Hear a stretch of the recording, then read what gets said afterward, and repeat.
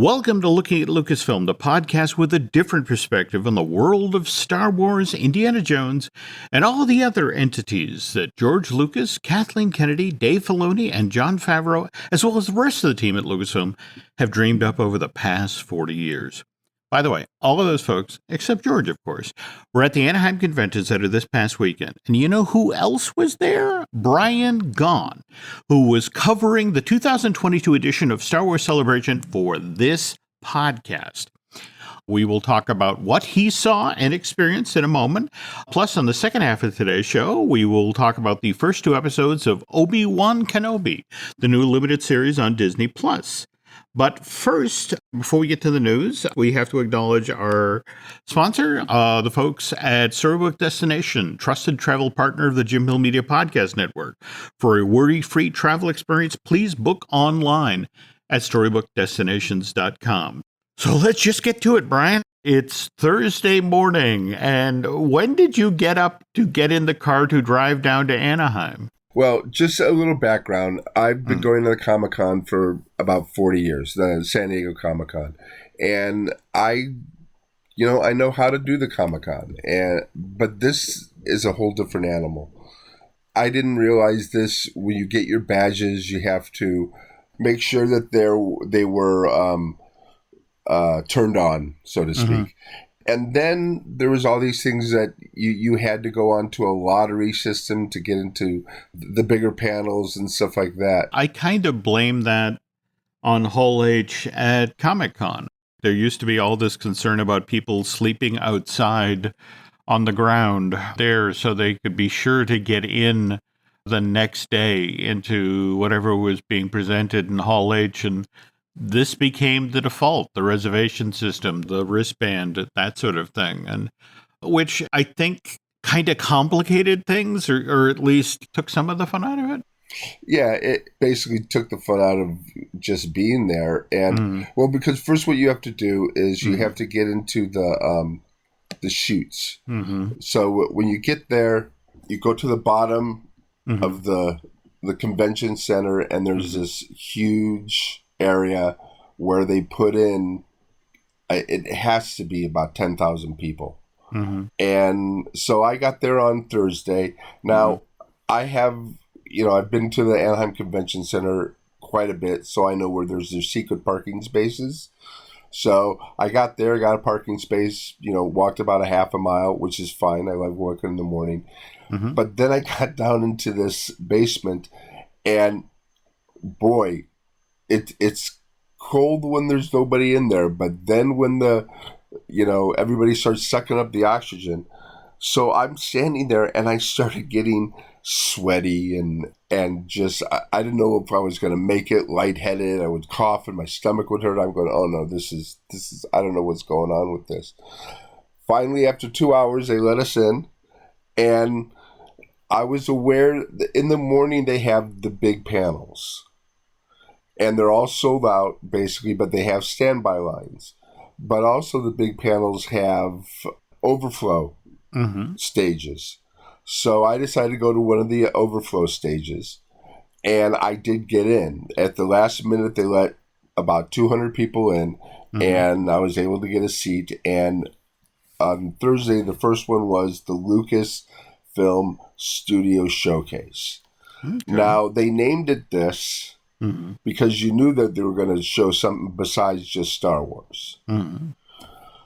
So it starts off with this red light, and all of a sudden the curtain pulls back, and you see a full full choir singing Duels of the Fates. Okay, that'll get your attention. And as soon as it's over, Ewan and Hayden walk out on the stage. Stand there, and boy, is there a lot of love for the two of them. And then Ewan picks up the mic and says, "Hello there." And everybody goes wild. But I didn't know, did you know that hello there is a thing? I guess I did not. So. Yeah, I guess that's what Obi-Wan said to R2-D2 when he first met him, like, hello there. And now that's a thing. And Ewan has to say it all the time, and everybody goes crazy. And then they brought out the rest of the cast, for Obi-Wan, and Kathleen Kennedy and Nicole Brown, who is like the ultimate Star Wars fan, so she always hosts these things. Mm-hmm. And they pull Moses Ingram, who plays Inquisitor Reva, and also Ruber Friend, who plays the Grand Inquisitor.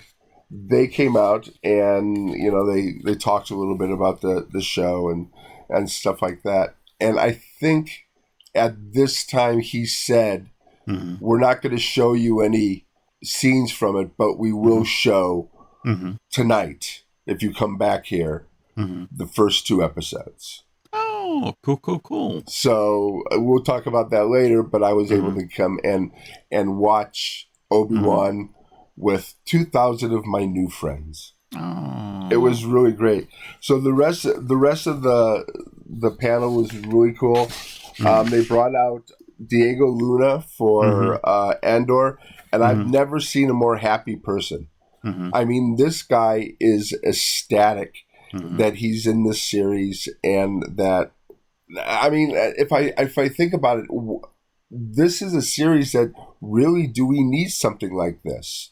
I'm not necessarily a fan of the new trilogy. I mean, I think there's some lovely elements, there's some lovely individual scenes, some fun characters, but I don't know is it hangs together all that well. On the other hand, I think personally that Star Wars Rogue One is a really great film. And to give credit where credit is due, a lot of that's on Tony Gilroy, who kind of came riding over the hill to do a lot of work on the script and handle the reshoots when things kind of slid off track. So the fact that here we are, you know, with back Diego Luna, and by the way, have you heard the elevator pitch for this?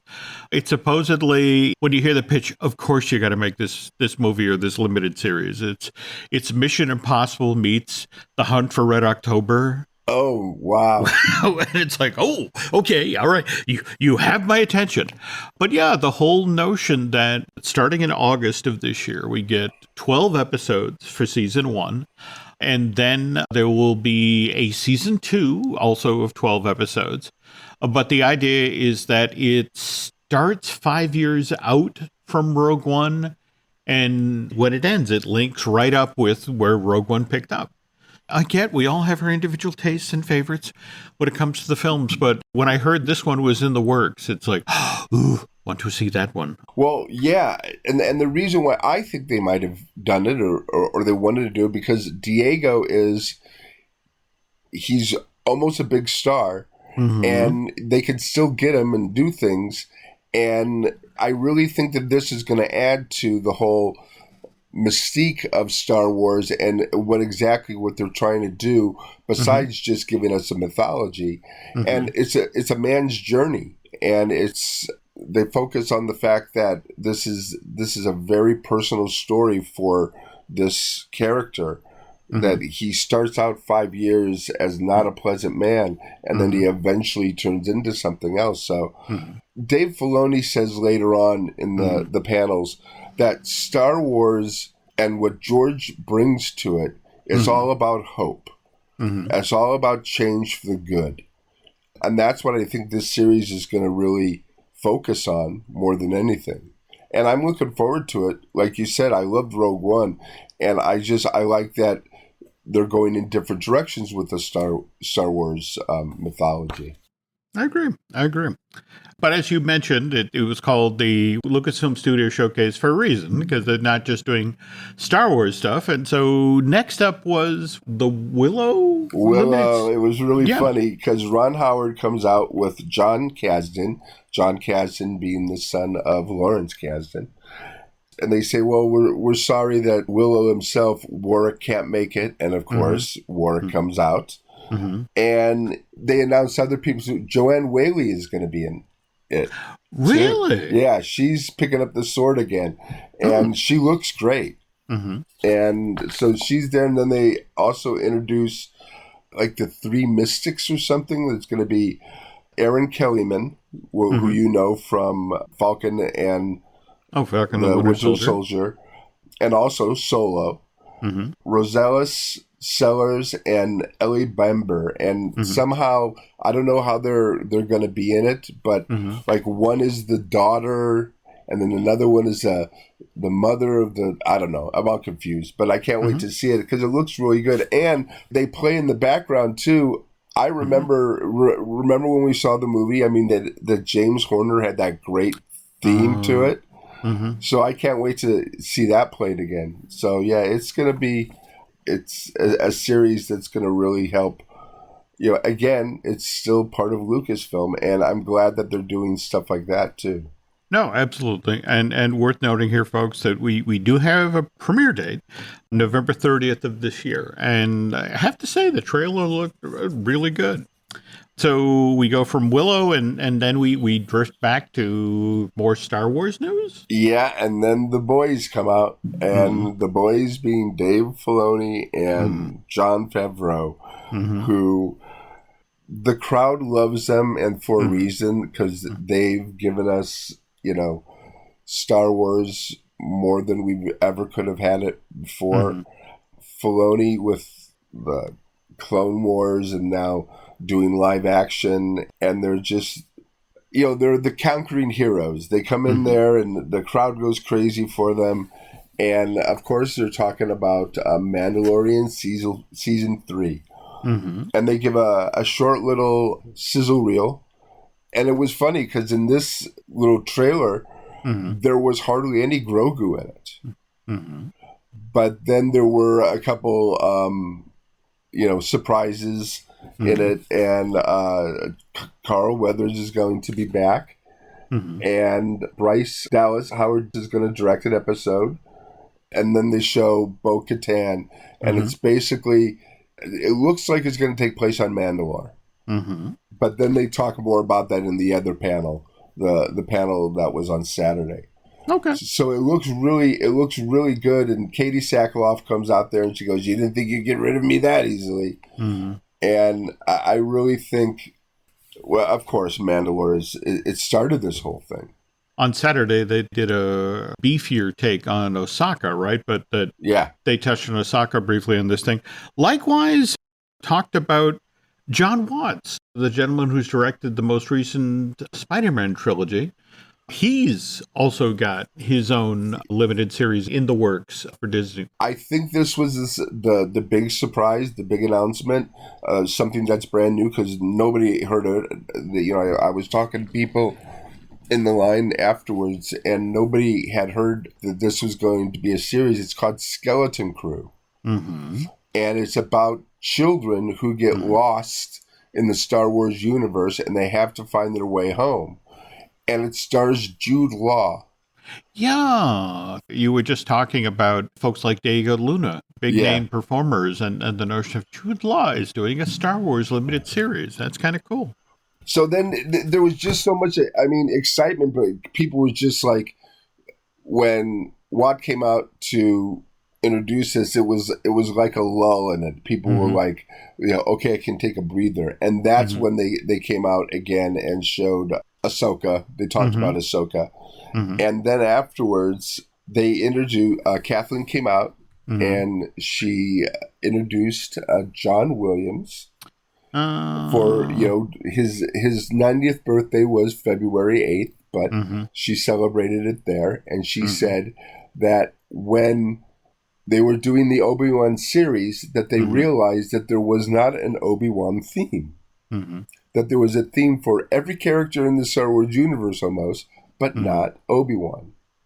So they asked John to write it, and he was there to conduct the world premiere of the Obi-Wan theme. Oh, wow. It was wonderful. Okay. And then afterwards he goes, since this is the Lucasfilm showcase, there's more to Lucasfilm than Star Wars. And then he plays a little ditty from Raiders of the Lost Ark. And after it was done, Mr. Harrison Ford came on stage and wished him a happy birthday, and then also talked about the new film coming out, and I guess it's going to come out June 30th. But we don't have a title for it yet, do we? Nope. Have we heard anything? No. In fact, I'm hearing in some kind of the classic fashion, we may get a trailer this summer, more likely this fall. But yeah, that's June 2023, and anxiously awaiting what the title of this one will be. Yeah, and Harrison also announced that I guess John is going to do the soundtrack too.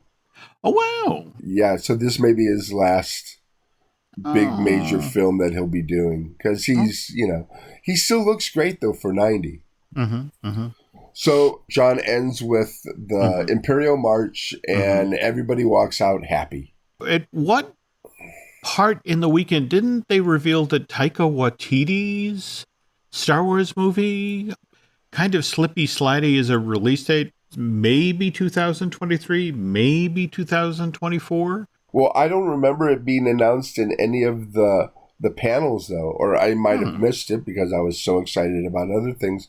Okay. But yeah, I didn't hear about it. Of course, there was talk about it in the, when you're in the shoots and when you're waiting lines. I mean, you talk to everybody knows everything, and and another thing about the crowds there, you're never going to be with a bunch of nicer people. And greater people, because they all are there for one thing, and that's Star Wars. And they know you're there for the two. And everybody wants to talk. Everybody wants to talk Star Wars. Everybody wants to talk how Star Wars means to them. And they will do anything for you. If you need to go to get out of line for a little while, they will hold your place in line. And everybody around you will know, okay, he's coming back or stuff like that.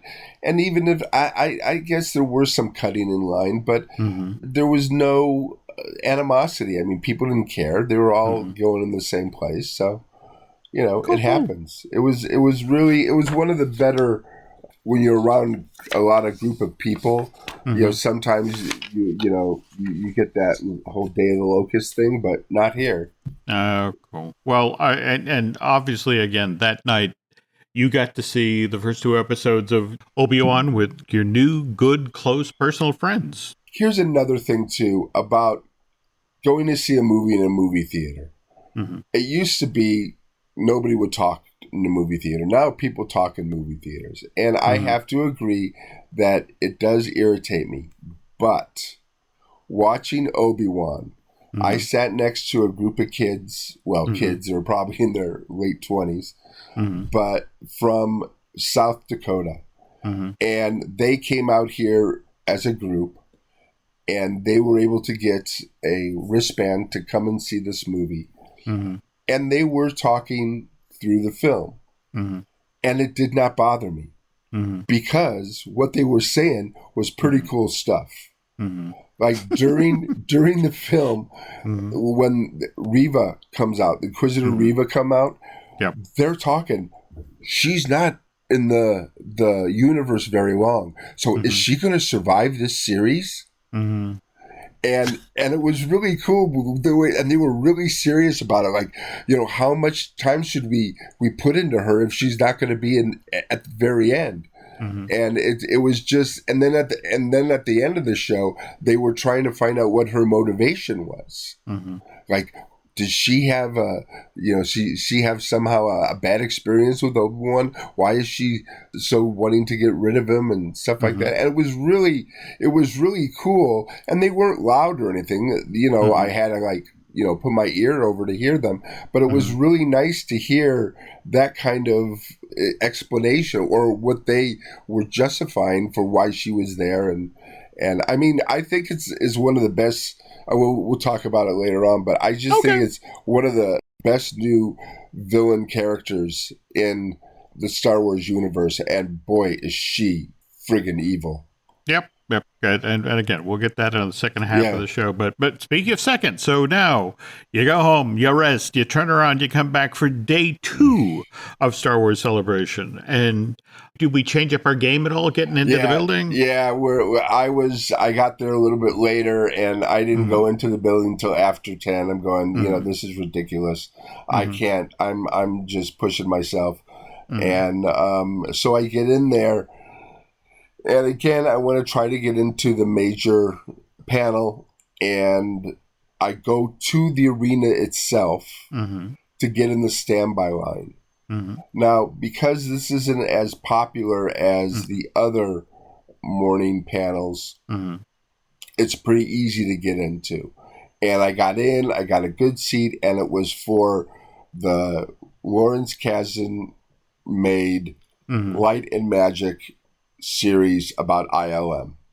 This panel was a geek's dream because it didn't have a recognizable person except maybe Ron Howard, but it had people that I knew from the backgrounds behind the scenes of ILM. Dennis Muren was there. Phil Tippett was there. Joe Johnson was there. It was like, oh my God, these are the people who changed the world. I know that John Dystra, he only worked on Star Wars, but he's the one that basically came up with all the technology and stuff. And they talk about John a lot, but I didn't see John mentioned too much. Well, yeah, I guess he's mentioned in the series a lot, but I don't know if they've interviewed him. I don't know if there's bad blood between, Lucasfilm and John Dystra, but everybody talks about, there's George and there's John. And when John's around, you have a great time. When George is around, everybody's serious. And it was really an interesting tale, and I can't wait to see the whole thing put together. There's a great story from the very first film about they're literally doing some of the effect shots for this in somebody's garage. George is trying to get additional money to finish the effects. And so he convinces an executive from Fox to, well, let's go over to where the guys are finishing up the effects for the film. And they arrive at the house where, again, in the garage, they're shooting the trench scenes and that sort of thing. But they show up at lunch. And evidently what they're doing to entertain themselves during lunch is somebody's gotten a hold of a forklift, and they have this old discarded refrigerator that they're lifting on the forklift as far as up it can go to then have it crash off the top of it, which the guys think this is the funniest thing they've ever seen on the planet. And so they're in the process of doing this again when George and the very serious George Lucas shows up with the executive he's trying to persuade to give them more money for effects. And it's like, and here are these loons playing with a forklift and breaking a refrigerator. And it's just sort of like, oh, no, okay. Please take us serious. Please give us money.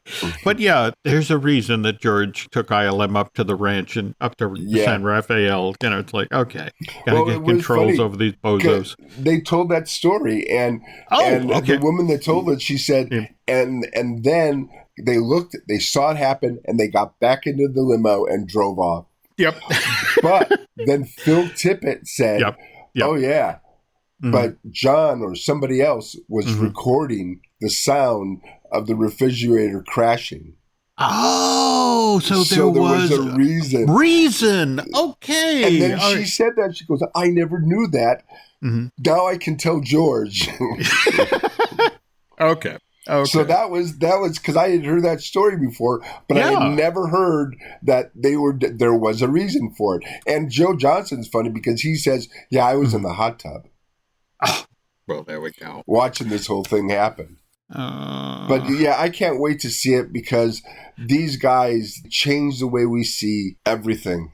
Think about how the industry changed after people saw the effects work that was done in Star Wars. And this new series for Disney Plus debuts on July 27th. So from there... Yeah, just the rest of the day, I just went to different panels. I went to the 20th anniversary of Attack of the Clones. And Timothy Morrison and Daniel Logan, they should have their own show. They were hilarious.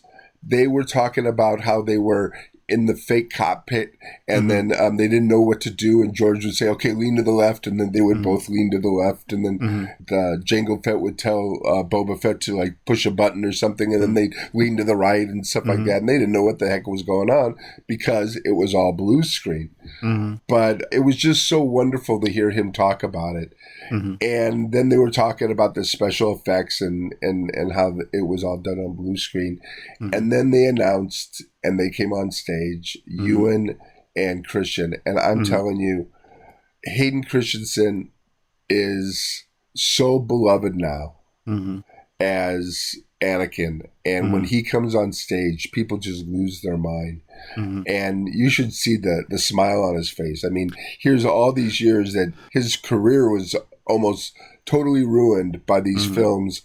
And now there's just so much love for him, for the films, because what's happening is the films that they were made for, the kids that they were made for, are now 30 years old. I was very upfront about this at the start of today's show about how not necessarily a fan of the new trilogy. And I've actually been told by a friend at Lucasfilm, it's like, be sure to use words that are soft and sweet because you may have to eat them later. Yeah. Be ready, because in 30 years, when the kids who went to go see Rise of Skywalker, and they're Star Wars, they're the films that they loved. And in 30 years' time, what you're seeing now with the prequels is going to happen again with those movies. So just be ready, because this phenomena will repeat itself. I'm always a little careful to say, I don't care for them, but I know other people love them, because in 30 years, I don't want to get beaten with Rey's lightsaber. And then I went to another panel. This was easier, and there were better panels. I went to go see A Galaxy Far, Far Away to a Disney park near you. And since I am such a Disney fan and such a Disney park fan, it was really cool to see this panel. It started off with Tony Baxter, and he's still in great shape, and he talks about Star Tours, which I think, I mean, I know we've talked about Star Wars on this show before, or Star Tours, but it's so neat to hear how they came up with the idea, how they used something that was used for something else, and they made a technology that now everybody's using. So that was a lot of fun. And then they started talking about, of course, Galaxy's Edge. And then they talked about the Halcyon. And supposedly it's sold out for a year out. Yeah. According to them. I know. I know what they say. And I guess if you squint and stand sideways, you're sold out for a year. But can you talk about the other big news that they revealed at this panel, that there's about to be a huge change at Star Wars Galaxy's Edge? At the very end, just a little bit more, they also talked about how when Eisner came into Disney and he wanted new rides. And there were 2 rides getting ready to go. There was Star Tours and there was Splash Mountain. But Star Tours was like 5 years out and Splash Mountain was 7 years out. And Eisner said, but I need something now. And Eisner knew movies and he says, let's do a movie. And he goes, who's the biggest pop star right now? So they got Michael Jackson and, of course, Captain EO, which is still one of the most... It's so wonderful to see that show when you get a chance. But then they're talking about, in Galaxy's Edge, they're going to add, and it was that night, the next day, they were going to add Boba Fett and Fennec Shan to Galaxy's Edge. Which is kind of huge, given that when all of this talk about Black Spire Outpost on the planet of Batuu, on the Outer Rim, the notion of we are locked into this timeline from the new trilogy. And now this is kind of bowing to what the actual people who pay to go to Disneyland want to see when they go to Star Wars Land at the back of the park. They want to see the characters from the hot new shows. Just like they do at Marvel Campus. Absolutely. Well, and the funny thing about it is how they announced it. They announced it like this was inevitable. Like this was going to happen all the time. It finally came. And it was really funny the way they announced it. You just had the feeling like, oh, they had this plan all from the beginning. Also, let folks know the other shoe that got dropped, because it's not just Boba Fett. Next in a few months, it's going to be The Mandalorian and Baby Grogu. Okay, now this is happening at Disneyland Park in Anaheim. Oh, okay. As of right now, this is not happening in Orlando at Disney's Hollywood Studios. They would love to be able to do it, but the problem is that they also have to take into consideration that there are people paying $5,000 and $6,000 to have their exclusive experience on the Galactic Star Cruiser. And that storyline that is told on the Halcyon is very, very, very much locked into the world of Rey and Kylo Ren and that sort of thing. So it's not that it's not going to happen. It's just one of these things where it's like, okay, we may have to be very careful to schedule when Boba Fett and Fennec Shand are in the land, or likewise when the Mandalorian and Grogu are there, because it's like when the folks who are coming over on the little shuttle from the Halcyon and doing their 3 and 4 hours of wandering around the land, those characters can't be seen because this has to represent that time period. But then, immediately after, once they've done a head count and everybody's back on the shuttle, it's like, okay, let Grogu out again. I'm glad that they finally sort of faced up to reality. And it's just sort of like, this is what the public wants, especially in this amazing, hyper-detailed land. They want to see the characters that they love from the shows. And to be honest, I would not be surprised, given the impact she made going forward. I would really be surprised if Reva doesn't show up and scare the hell out of everybody at someday very much in the future. But anyway, so you finish your panel. Yeah, and that was it for that day. My fun meter was in the red, so I went home and got a little, because the night before I didn't get home till about 10. So, but now I wanted to get home early and get some sleep, because I knew that trying to get into the next day panel was going to be a little bit more difficult, and I was right. Went into the chutes, got in there about 10:20 maybe. And they started lining up the standby line, and this was going to be for the Dave and John Mando Plus panel. And there's a DJ outside, and he's playing music and keeping people entertained. But he was a little weird. He was telling people, well, only the first 50 people are getting in. Only the first 50 people will get in. And there's about maybe 150 to 200 people in front of me. And I'm in the middle of the crowd. And he keeps on, and we're in line for a long time. We're in line for about 45 minutes. And he keeps on saying only 50 people, only 50 people. And by the time it got to be 5 to 11. I look behind me. I'm now at the end of the line. I used to be in the middle of the crowd. I'm at the end. I'm going, oh my gosh, am I going to get in? But they let us all in, all 200 people in. Yep. And I got one of the worst seats in the whole thing. I was way on the top of the third balcony at the back row, all the way to the right. And all I could see was the side of them.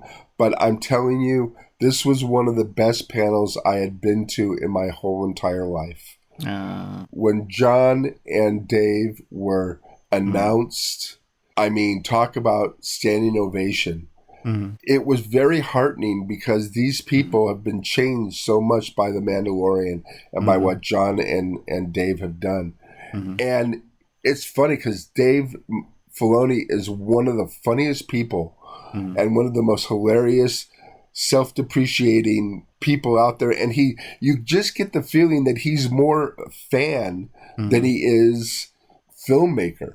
I mean, Jon Favreau, that's the ultimate filmmaker. He gets up there. He knows what he's done. He knows he started the MCU. He knows he helped bring back Star Wars. He knows that he's given us Baby Grogu.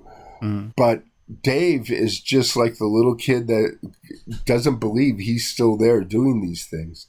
And every time John would say, it's Star Wars Celebration, let's just tell everything, Dave would go, no, what are you doing? I don't know if I could handle this. Why are you saying that? And it was just so hilarious and so much fun. And they started out introducing bringing out the Mandalorian. They bring out Pedro, and he just seems so cool. Just he seems to be having a great time, and he introduces his two stuntmen who play, and one being Brendan Wayne, who's John Wayne's grandson. Yeah. So that was pretty cool. Yep. And so they introduced them, and they talk about how much fun they have on the set, and how Pedro doesn't. If he doesn't want to do something, he'll just point at one of the stuntmen, and then they'll be glad to do it. And then they brought on 3 more people. They brought on Giancarlo Esposito, who is possibly one of my favorite people in all the world.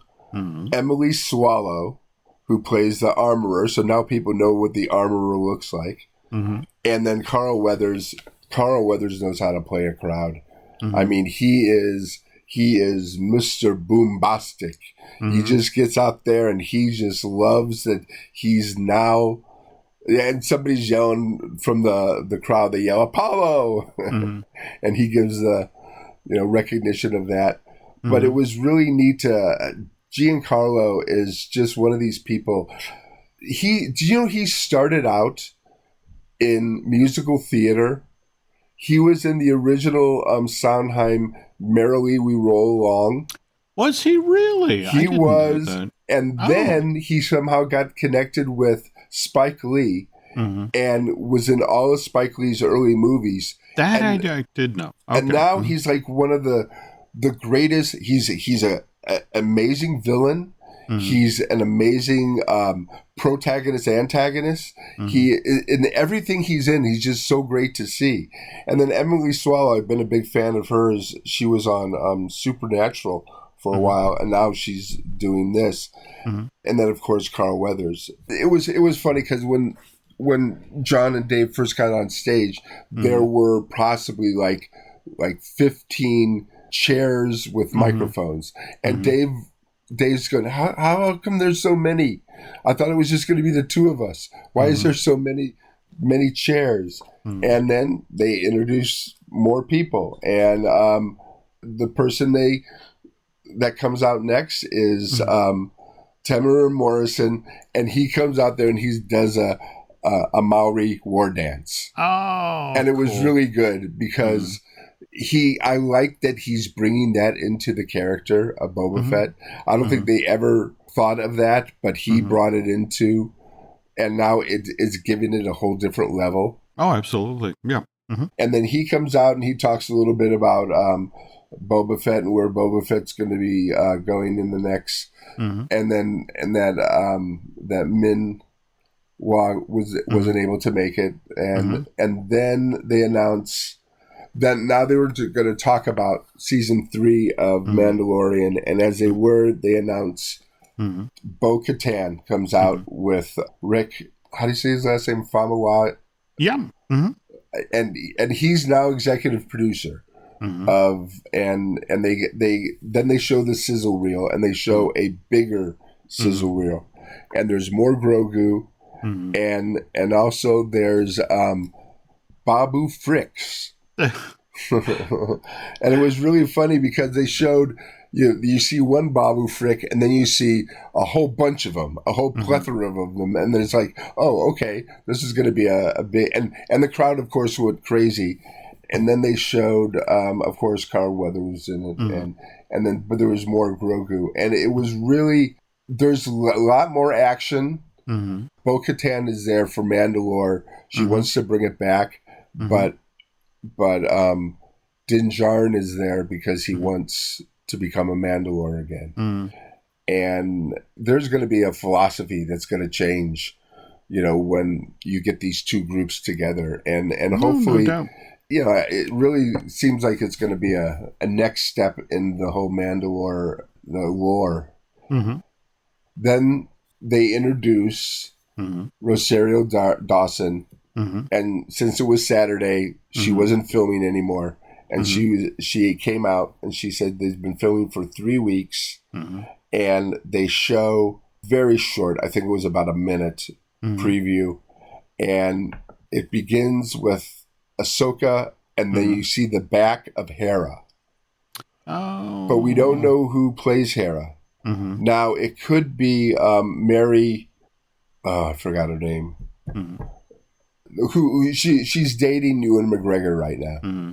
Okay. So she's supposedly in it. She could be playing Hera, but then at the very end, they show the back of Sabine, and she is standing in front a live action version of the mural. Oh. And then she turns around, and then they introduce Chopper. So I guess Chopper's going to be in the series, and they introduce the actress Natasha. She's going to be playing Sabine. So it should be, and they didn't mention that they implied that Thawne and Ezra was going to be in there too, but it was just like, and then Dave was going, "No, we can't say anything more," that type of thing. And then, did you stay in the arena, or did they clear the arena out? No, they did. What they do, I think the first day they might have cleared it out, but no, they let you stay in there if you want to see the next panel. And I wanted to see the next panel because it was the special effects behind the scenes of Mandalorian and Boba Fett, and it was just very interesting to see how they use the volume and how they use. They originally wanted Grogu to be a CG character, and I first heard that Werner Herzog, who played the client, he talked them into keeping the puppet, but they had made a puppet because they needed something for the eye line, and they were going to replace it. But then everybody just fell in love with the puppet, so then they kept the puppet. But there was a scene where Werner had to talk to the baby, and it was all shot on him, so you only saw him. So they had turned off Grogu, and Werner goes up and he looks and he goes, "What is wrong with him? Is he brain dead? Why isn't he not moving?" And then they go rush and they turn him on. He goes, "That is better." And then he was able to work with the baby. And I guess the way they saw him react to it, they realized that everybody who would be watching it would react the same way. So that's why they decided to keep the puppet rather than that. And so that was the panel. It wasn't a big panel. They just showed a lot of special effects. Then they were showing Tales of the Jedi, but I wanted to go see Dan Zier do his podcast of Obi-Wan Kenobi. So I went over to the podcast theater, and boy, is that guy amazing. Dan and Tom. They do a nice job with copy with Kenobi. Oh my gosh. Star Wars is a vocation for them. It's a beautiful thing that they spend a lot of time with. No, they're very sincere, very passionate, very in-depth knowledge. I mean, in-depth, and it's beautiful the way they feel about it. They did a top 10 Obi-Wan, not from the series, because both of them had not seen the series, but a top 10 Obi-Wan from the movies. And boy, they really, you're sitting there going, oh my gosh. I can see why people are really drawn into Star Wars and what it means to them, and they come across as really understanding that. So that was interesting, and that was my day. And I went home and got to bed early because you had one more day, the fourth and final day. So got there early. Met a lot of great people. Went to the panel. No, this one was for the Bad Batch 2. This was for the Bad Batch 2, and people were very excited to be there. And they're running up the stairs, and I'm pushing 60, so I'm taking my time. And as I get to the second level, I feel a push. Now, I don't think anybody pushed me on purpose. I think they were coming around a little bit too fast. But I went flying, and I landed hard on my knees, and then I just did a tuck and roll. And the first thing I think about is, oh my God, I'm embarrassed. But then I look up, and there are about 5 people all with their hands out. just wanting to help me. And instead of saying, no, I'm okay, I'll do it myself, I let them. I let them help me pick up. They were very concerned. I was not hurt. I was just embarrassed. But it was like one of those things like, I just hope that nothing happened. So went to the seat, watched this the panel. The panel was great. Again, here's a series that they did not think would be made. It was going to be part of the 7th season of Clone Wars. And then all of a sudden they got the money for it. And now it's become, huge. And one of the best new characters of any TV show that they have is Omega. And I can't wait to see what they do with her. So they showed a little preview of that, which is up online, so you can see that. And they had Dee Bradley Baker. There we go. And Michelle Ang, and they did a reading. And it's so funny because Dee does all the voices, right, of the Bad Batch, and then Ang is Omega. And they did a little scene, and it was terrific. I shut my eyes, and I saw it happening. It was really cool. And then, it's just, they say it's coming out fall of this year on Disney Plus. The thing that I particularly am jealous of is the next panel where you got to see the last 4 episodes of the final season of Clone Wars. I have seen it. I saw it before, and it was terrific, of course. But to see it with an audience of 4,000 people, it really is one of the most amazing movies of the Clone Wars series. And Dave Filoni comes out afterwards, and he talks about it and how, he was philosophizing about how wonderful these characters are, and that George helped bring out, and how this movie was basically about Ahsoka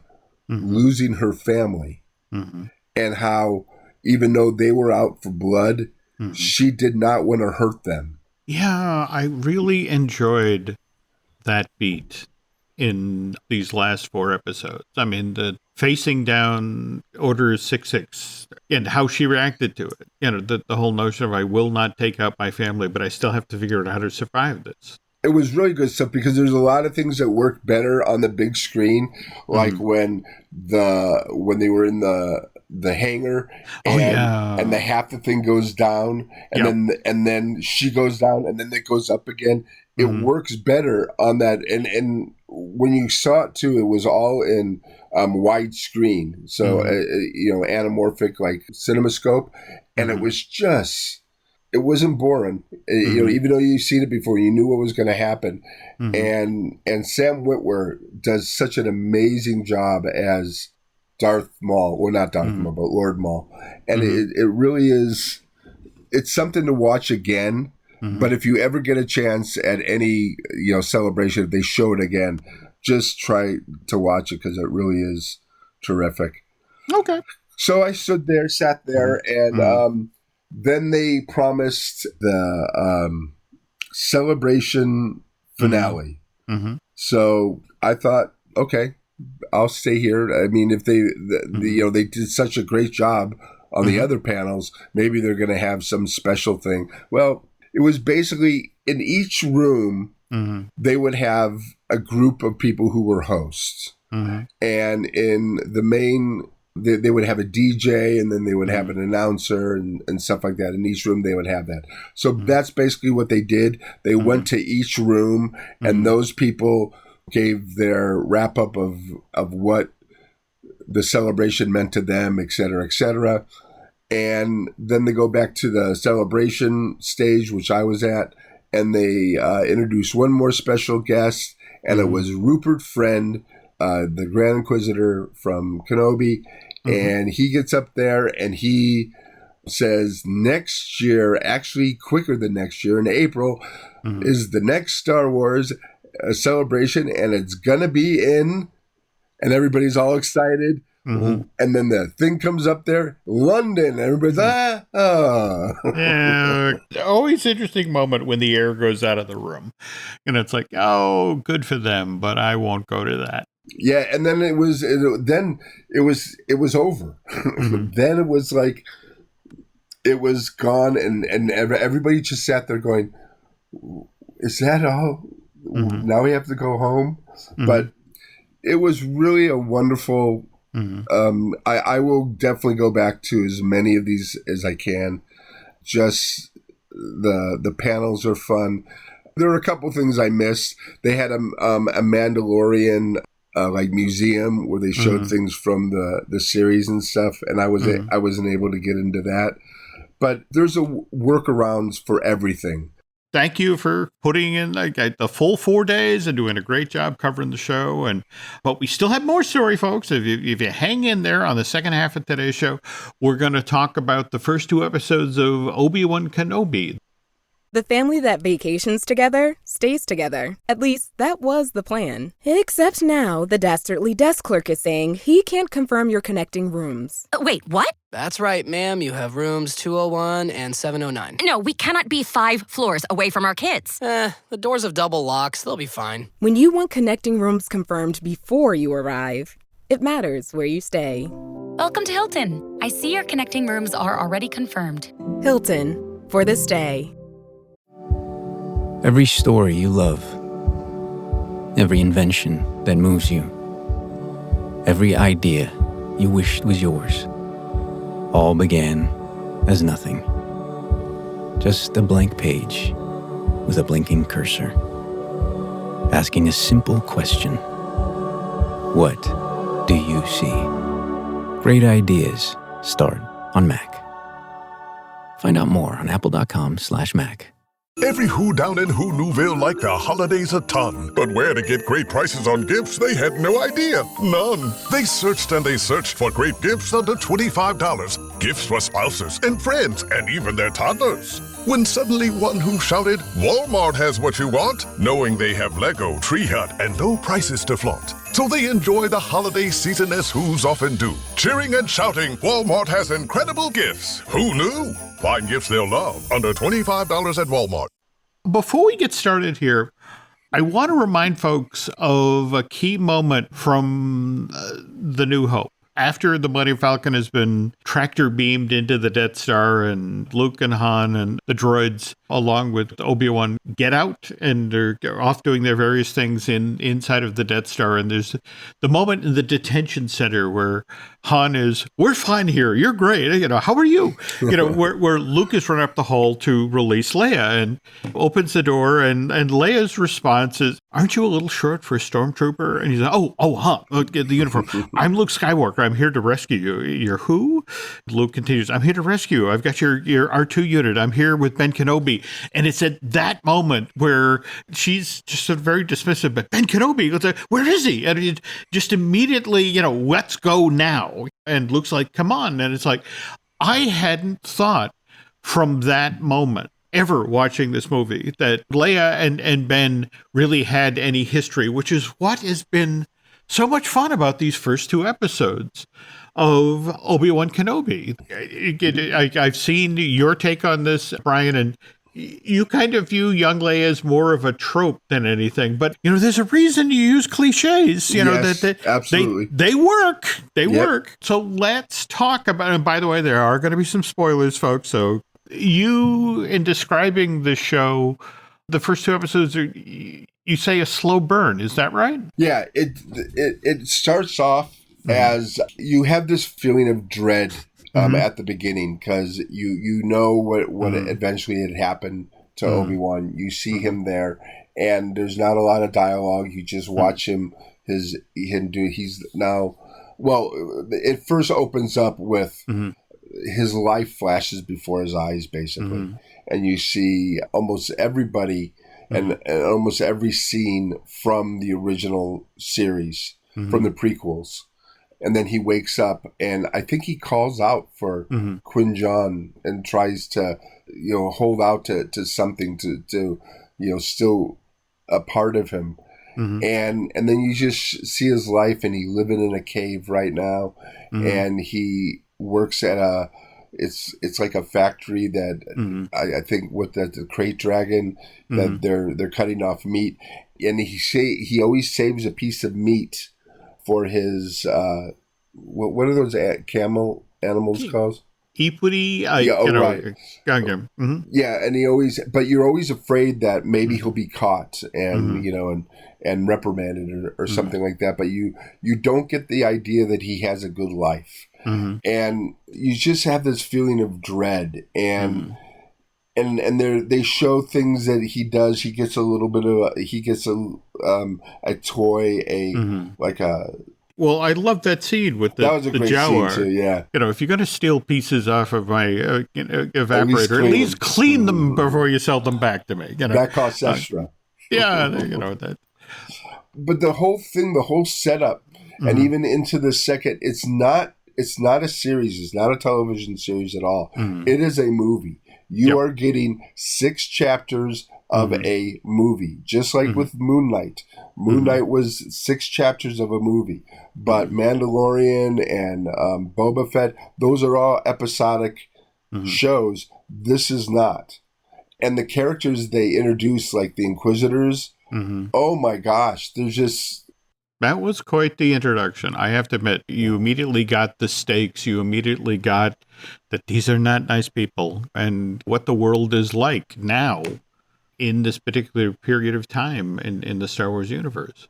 So we were first introduced to the Inquisitors in Rebels. Is that I want to say yes. Yes. Okay, because now I'm hearing things that it was put together by the Emperor and Vader, and he put together the Grand Inquisitor, and they got these kids, I guess, that were Force sensitive, and they turned them into the Inquisitors, the brother and the sisters. By the way, before we continue here, it's one of those very strange moments where the real world intrudes.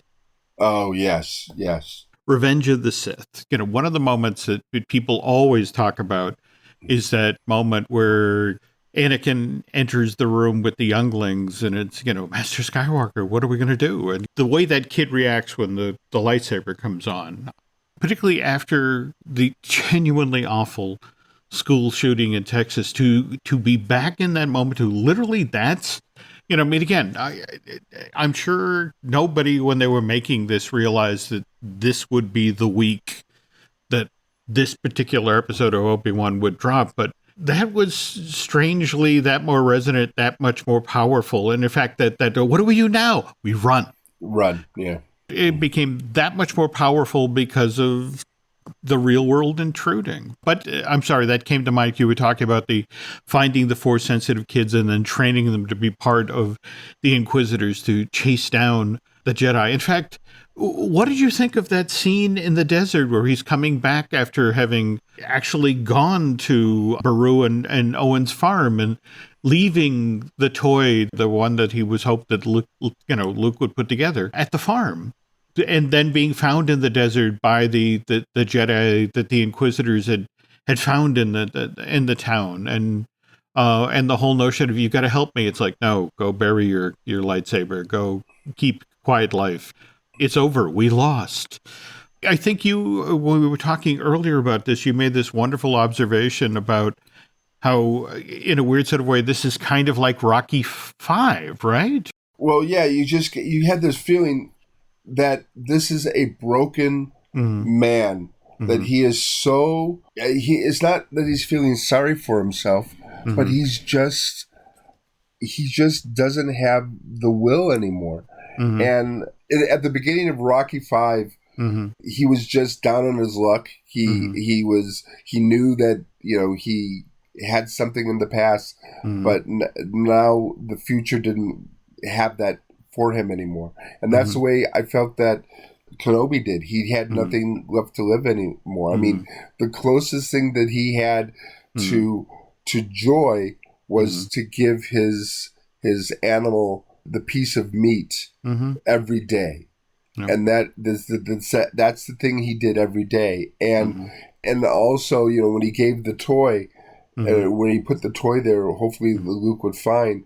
Remember, I mean, he does not know, at this time, he does not know that Anakin survived. That's the one thing that I'm having a little trouble with.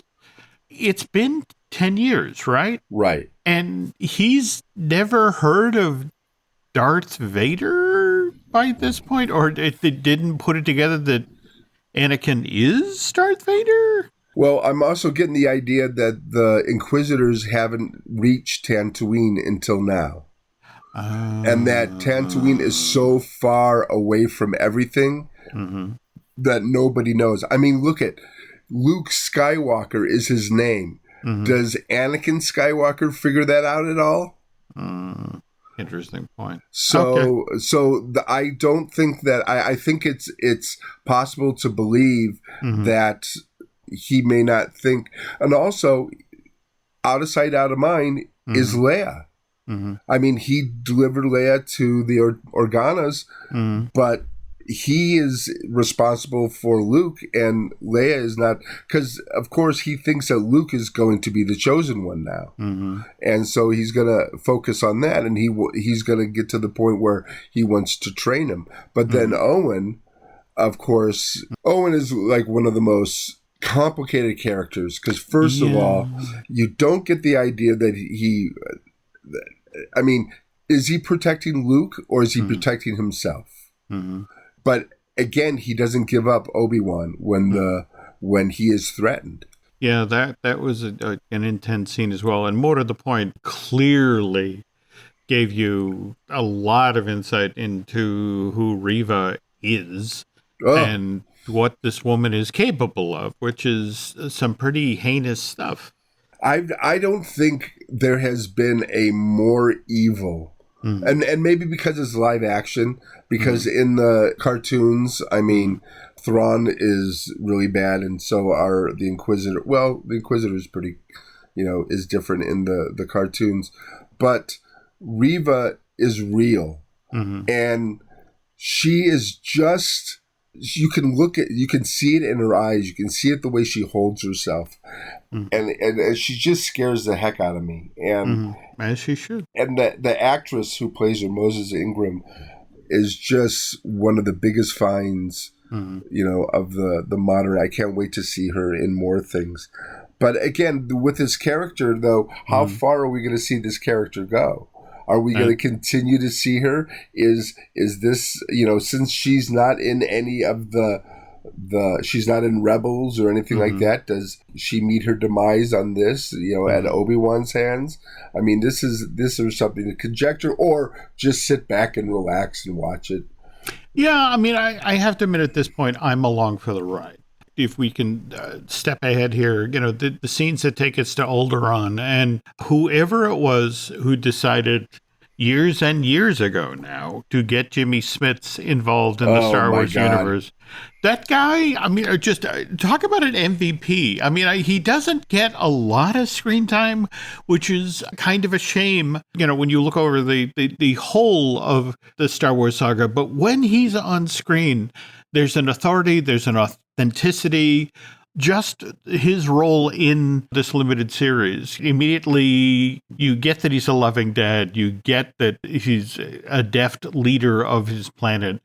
He's a man who's desperate to get his daughter back. And the fact that Obi-Wan turns him down initially, and I love the economy of the storytelling here. The whole notion of when you see Obi-Wan go back to, for the first time to his cave, and you see the little mechanical piece pop up and it's blue, it's fine, It's safe to go in. So that later in the first episode, when it glows red, it's like, okay, somebody's here, you need to be careful. But of course, it's Leia's dad, and it's like, you have to help. I came all this way, you have to help. But even then, the whole notion of the conversation that Obi-Wan had with the Jedi that was fleeing the city, to the effect of, take your lightsaber, take it out in the desert and bury it. Yeah. But you told me that so you could show me this, that he practiced what he preached, that before he flew off to try to rescue Leia, that he had to go out in the desert and dig up his own lightsaber.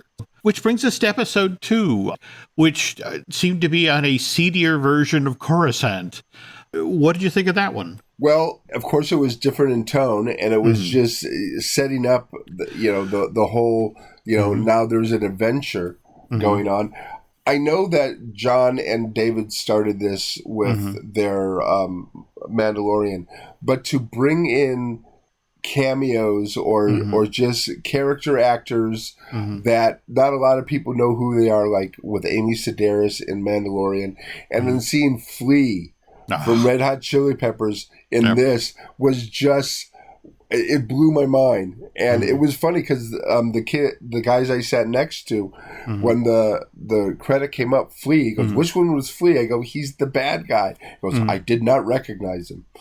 But it was just so neat to see stuff like that. And then Kamal Johnny as the fake Jedi. Yeah, with his magnets and remote controls. Yeah, but the cool thing about it was he wasn't a fake Jedi to be a con man as much as he was a fake Jedi to give people hope. Yeah, and I have to admit, I don't know if the scene with Kamal and Reva in the alley entirely worked for me, but I think you pointed out very early in today's show about one of the things that's really a thread that runs through all of the Star Wars stories is people changing, the people having hope, the people you least count on coming through. I mean, you and I have talked about, when you saw Star Wars for the first time and Luke's in the trench and Darth Vader and I have you now, and then diving out of the sun. Han in the Millennium Falcon, the guy who went away, abandoned his friends and he came back. So this is something that does happen in Star Wars stories. And when I have to admit, I enjoyed that moment. I'm not a jerk, I just, I will help you. I'll buy you some time. That's how you can get off the planet, automated transport, but you got to get there and let me buy you some time. Yeah, and then when he helped the other people too, he got money from them, but he does have his scam was actually getting people off the planet when they were in danger. Yeah, this is true. And see, you wouldn't go to a con man, but you would go to a Jedi, and he uses that as yes, he makes money from it, but still, that's how he keeps his operation going. And I know I did say that Princess Leia was kind of like the bratty trope, but it kind of follows into what her mother was, what her father was, what she was, and it was more acceptable than when we were first introduced to Ahsoka, and everything Ahsoka did was just like, oh man, please, but the whole running in and out, the whole, I mean, I got a Blade Runner vibe through the whole thing. And even like from the Bad Batch and stuff like that, it just, it seemed to be, well, I don't even know where they're going to go from here. I mean, it just. In your show notes here, you talk about how, there were people who were upset when they heard that Rupert Friend was hired at the Grand Inquisitor, and why didn't they Jason Isaac? Yeah, and now we know why. Because we're going to surprise you. I have to admit, I kind of enjoy that. I don't know where we're going to go with these next 4 episodes, but the end scene of episode 2 with a certain somebody at a Bacca tank, suddenly waking up. What sort of reaction did they? I mean, you're sitting there with 2,000 of the biggest Star Wars fans on the planet. Right. What happened when that happened? First of all, Star Wars fans are probably some of the most intelligent people on the planet. So when they cut to that scene and you got the long shot, they knew exactly what it was. You did not need the zoom in. All you had to do was show the tank, and they were ready for it. And they went crazy. And you almost felt like people were just, it was like seeing, the Messiah, type of thing. Because here you met Reva, who is evil beyond, but then after she does what she does, and then you see, is she channeling him? Because she basically says she's doing this for Lord Vader. and you don't know the connection yet. And the audience, of course, went crazy. They just, and they all stood up and cheered. And I wasn't even in the main audience. I was in the secondary stage. But I don't know if I heard any negativity from anybody in that at all. Everybody was the people next to me, all they wanted to know was, what was her connection with Obi-Wan? Why did she have such a bug up her butt about him? And are we going to see about it? And I basically think that her deal with Obi-Wan is because of Vader. Could be. Knowing what Vader and Obi-Wan went through, and then you get New Hope, where they have their final showdown. Yep. It really does it. It's like anticlimactic. I'm willing to forgive anything that has a great ending, and the Book of Boba Fett had a great ending. I get that people complained that it became The Mandalorian in the middle, but that last episode, that was fine. Given the assured storytelling of the first two episodes of the Obi-Wan Kenobi, I'm willing to give these guys 4 to see how we get there. I'm a little concerned about the fact that this was supposed to be the moment after all these years that they fought, and the notion that we're going to get another fight somewhere in the middle that we've never heard of before. Yeah. At this point, these guys, I trust these guys as storytellers. It's like, okay, willing to cut them some slack here. But also remember, Leia up until this point has never talked about having her own relationship with Ben. Obi-Wan, yeah. In fact, remember, on the Millennium Falcon, there is literally this moment where it's after they've gotten off the Death Star, and it's in that weird little conference room where the 3D chess places, and Luke is like, I can't believe he's gone. And Leia's like, there wasn't anything you could have done. And Han just runs into the room and it's like, come on, buddy, we're not out of this yet. So maybe if there'd been another 10 seconds before Han had rushed into the room to send Luke down to the gun port, we would have gotten a line in there to the effect of, he was important to me too. I met him when I was a kid. It's going to be interesting to see how they justify that, how they weave that back, that narrative thread back into the tapestry that is Star Wars. Well, I think they've set it up for that too. I mean, what you said, we never knew that she had a relationship with him before, but now that you look back on it, the way she talks to R2, the way she talks to she expected Obi-Wan to know who she was. Yeah. And that Obi-Wan kept his cards to his vest, not giving away anything. Well, again, that's Alec Guinness. I mean, when you watch that scene now, R2 is broadcasting the hologram, and that's the exact right phrase. He is holding his cards. He's watching this, taking this in, and immediately turns to Luke and you need to train as a Jedi, because I'm not doing this alone. So I would love you to talk about what happened at the end of the screening of Obi-Wan, who came out on stage. Oh, yeah. At the very end, they introduced, of course, Christian Hayden and Ewan came out. And then they brought out other people that were going to be in the series, including Sean O'Shea Jr., who is Ice Cube's son. Oh. And I do not know what he is going to be. But he's going to be in later on. And then they just got the idea that there's this whole group of people in the next 4 the episodes that are just going to bring the story to fruition. Well, didn't Vivian Lyra Blair come out on stage as well? Our young Leia? Right. Yeah, she was the last person to, and then they go, and of course, and then out comes Princess Leia. Young Princess Leia, and the crowd goes crazy, of course. And she was saying, "I'm so excited to be here" and stuff like that. Yeah, and it was really cool to see her because she's like the breakout star from this show. She's gonna be. So I think we're gonna see more of her. If you look on, I have. If you look on no doubt. Internet Movie Database, she's the first one that is in the main actors thing. So that I think is going to be very cool to see what they do with her character. And who knows, maybe there's another series coming down the pike with that too. That could well be.